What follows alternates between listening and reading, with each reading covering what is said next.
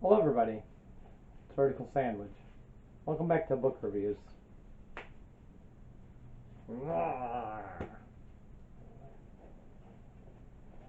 Why the gloves, Vertical Sandwich? Never mind. There's a reason. There's a reason for everything. Okay, the book today. I'm not drunk or anything. Is the winner from 1975, Dispossessed by Ursula K. Now, let's talk about Ursula K. This book actually did a spectacular thing for me. Like a very weird thing I never thought would happen. So, years ago, 15 years ago or so, somebody gave me a copy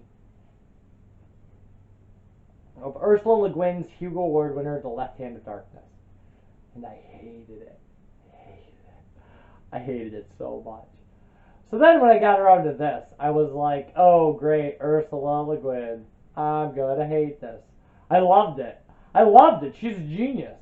So now I have to look back and go like, well, I hadn't read a lot of sci-fi then. I think I need to reread. This book has convinced me to reread a book I've already read to give it a second chance. Because I couldn't have been so wrong about The Left Hand of Darkness. Because Ursula Le Guin really knows what she's doing. She's very good at what she does. And it's Ursula Le Guin. She's another legend in science fiction. We're going to talk about a lot of people who aren't legends in science fiction, right? I mean, a lot of people have written, like, China Mieville just writes books in all kinds of genres. So is he like a science fiction guy? No, not really. But, and like Joe Walton, I'd never heard of until I read her, I had read Among Others. Right? But like Ursula Le Guin, Isaac Asimov, Arthur C. Clarke. When we talk about, like, I'm going to talk a little bit later about Stanislaw Lem. Because, I'm also going to talk about Vonnegut a little bit later, too. And, yeah, I'm going to have to talk about Vonnegut. I'm going to talk about Vonnegut a lot. At some point, we're going to run out of Hugo Awards. Actually, Hugo Awards will last us, 1.25 years doing this. And then we're on our own. But I have other stuff. I want to talk to you about. So, that being said. The Dispossessed. So, Shevek, a brilliant physicist, decides to take action. He will seek answers, question the unquestionable, and attempt to tear down the walls of hatred that have isolated his planet of anarchists from the rest of the civilized universe. To do this dangerous task will mean giving up his family and possibly his life. Shevek must make the unprecedented journey to the utopian mother planet, Anaris, to challenge the complex structures of life and living and ignite the fires of change. So, the idea is, this guy lives on a moon that is populated by anarchists. This actually has some interesting echoes of The Moon is a Harsh Mistress in it. And they are separatists from a host planet, right? And that planet is very much in the style of our civilization. So these people have computers that assign them works, like even the physicists dig ditches and things like that. And this guy is the physicist of a lifetime. He's like the Einstein of this era. And he knows that he can solve the problem of like faster space travel. And he brokers this. He brokers his ability to do this, to like leave this planet it's anarchist. Like, everybody has to do everything kind of for each other. It's very poor. And he says, we often starve, but at least we starve together. And go to this mother planet, and what he wants to do is, well, it's not even really clear what he wants to do. In fact, for some of the book, I don't even know if he knows what he wants to do. But he knows things have to change.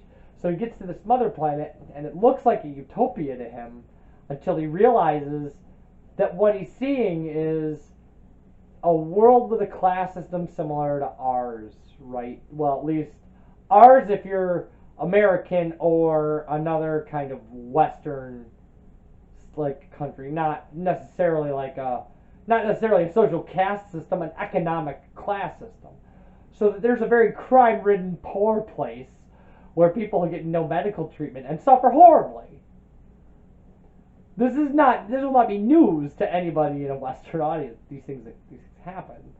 or these things exist. But they essentially lock him up in this area, and he just thinks like, well, this is wonderful. Everybody has everything they want all the time. And then he starts kind of looking around and going, oh, except 98% of the population. And so there's a lot of disillusionment and like comparing and contrasting kind of his home world where everybody's poor to a world where not everybody is, and kind of what is better. And here's the thing about this. Ursula Guin just does this masterfully. Just creates this character who believably comes from a place like this. So, that being said, let's dive in a little bit. So, okay.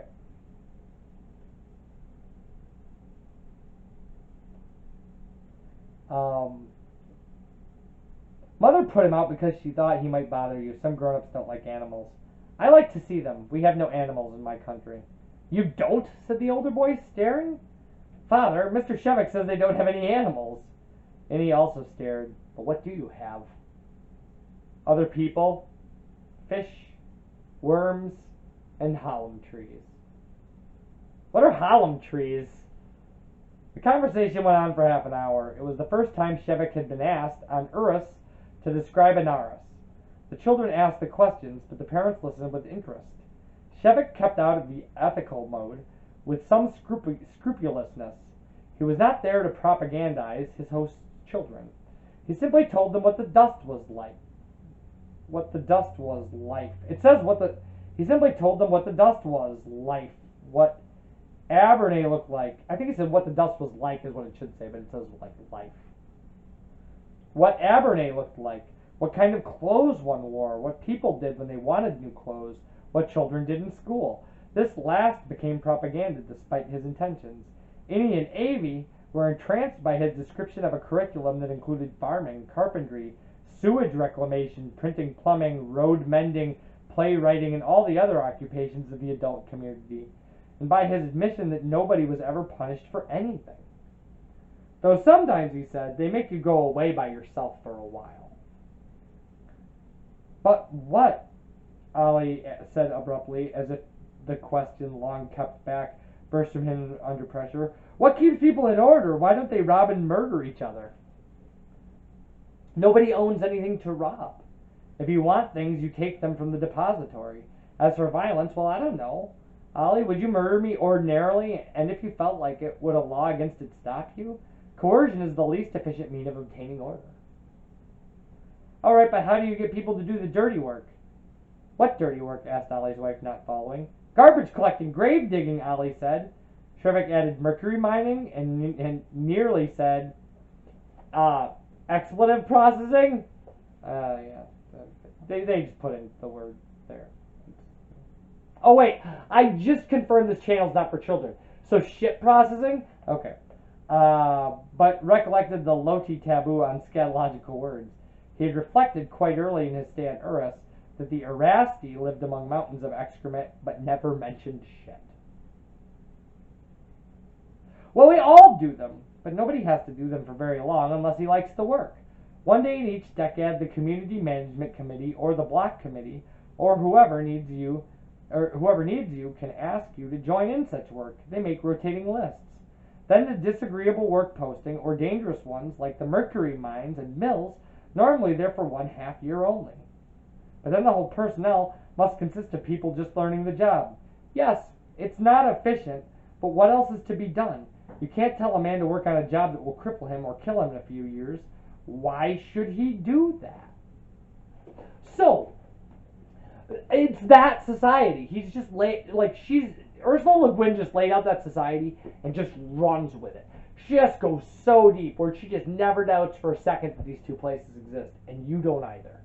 And it's masterful. And here's the thing about this, is this really reads, when you read this, and by the way, the pacing is slow. It's super slow.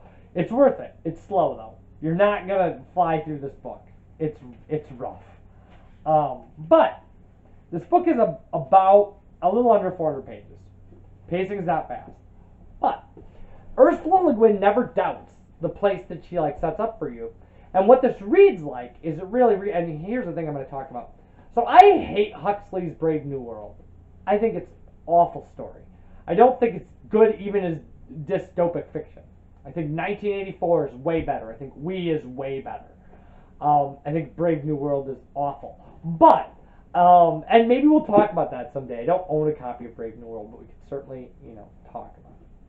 So, this starts out, and you read it, and you go, oh, it's just going to be Brave New World. But it's not.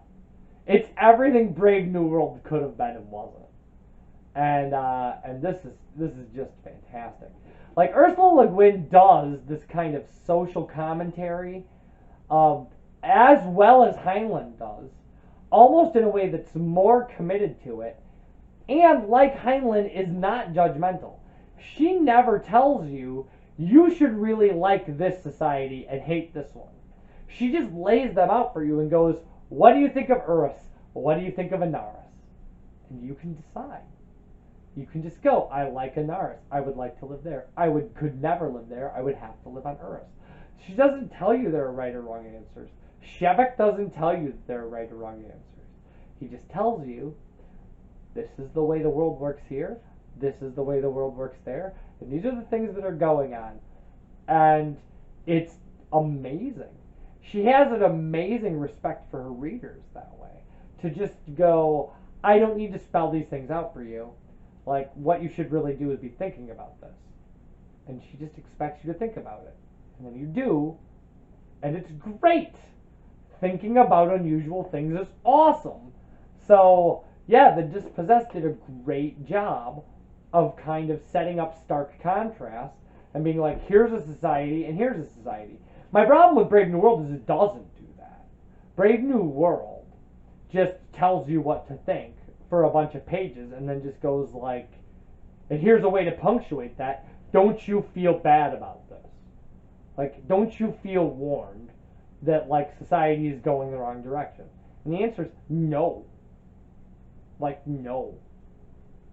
Like, nothing you've told me is all that realistic or awful. But thanks for making me, thanks for making me plow through that.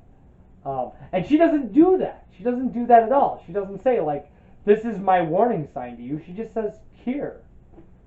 Like, here are these two societies. These are two approaches out of many that a society could take. And this is what it might look like in a place. Like, what if? And I think she's very clearly, I think she's very thinly veiling the idea of this happening on Earth and the Moon. Because the two places are very similar. This moon is a little more habitable than ours is, but the planet's about the same. So yeah, I mean, so if you like that, if you've read The Moon is a Harsh Mistress and you really liked it, or you've read kind of other, kind of political society examining science fiction, and you liked it, this is a masterwork in that. Now, if that's the thing, if you're going to plow through these kind of, if you're going to really hate plowing through these kind of constructions of society and kind of examining how you feel about it and how the characters and what you think about characters and kind of whether or not those things are good or bad, if you're going to hate that, don't read this. But it's a good book. It's a really good book. It's a very thoughtfully written, like, carefully crafted book that's meant to make you think about kind of the way we structure our world. Because we do structure our world. And, yeah, like, when nailed it. She just nails it. So, yeah, like, I think this book is amazing. But I can see how somebody who would have trouble reading a long, slow book that's a lot of description of societies and the way people interact in societies might not like this. This book might not be for everybody. But if you're a thoughtful reader who wants kind of new ideas and doesn't need your science fiction to be all flashy and robots and like holes blown in the sides of spaceship at like, twice the speed of light or something. Like, this is a good book. It's a great book by a great author. If you want holes, like if you want intergalactic war for no reason, well, at some point we're going to do Down Below Station. And then I'll complain about that. It's sitting right next to me, but I'm running out of time. And the crick in my neck and battery power on my new camera. Although my new camera came with 2 batteries and the other one's fully charged, so I can pop it in there. But I would rather actually see how processing works for the 5 videos I recorded now. And I will be back with you in another session. So, this book is available probably where all fine books are sold. Where sci-fi books are sold, there's got to be Ursula K stuff there. And she's ridiculously famous. Like, she's ridiculously famous sci-fi author. She's right up there. So, you could read this, or you could take a pass on it. I would not personally have, like, I wouldn't blame you for listening to my review and going, that doesn't sound like it's for me. But it is good. It is good. So, I'll leave that up to you, but I loved The Dispossessed. I am going to read The Left-Handed Darkness again before I review it. That's how much I love The Dispossessed. So, I will see you for our next review, and you guys take care. Bye, everybody.